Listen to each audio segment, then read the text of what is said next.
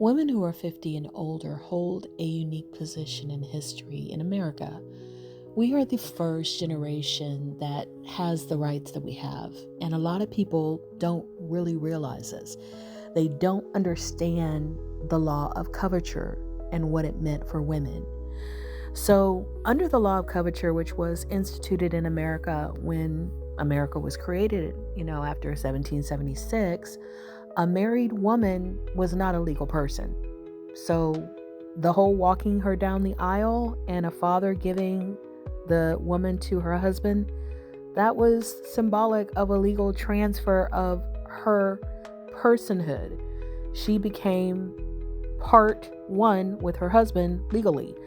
So that's why you'll see even today, a lot of times the letters that are sent to a residence will say Mr. and Mrs. Smith, because she was absorbed into his legal personhood under the law of coverture.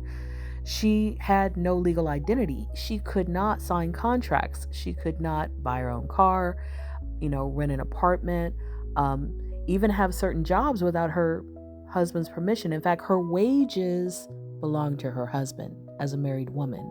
She couldn't even get access to certain medical care or treatment, especially not treatment for birth control, without the consent of her husband.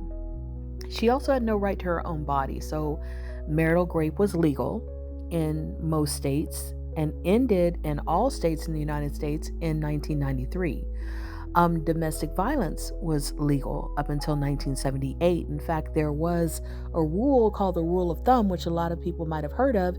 It meant that not only could a husband abuse his wife physically with his hands, he could take a stick and beat her with it as long as it wasn't thicker than his thumb.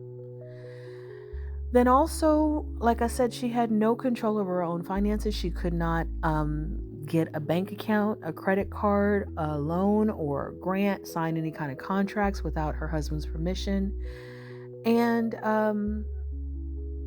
she, again, couldn't access anything really without his permission. So even voting, again, she was supposed to vote the same way her husband voted. So when people act as if women are exaggerating about, as Leslie Jones said, marriage being a form of slavery. Of course, it's not slavery.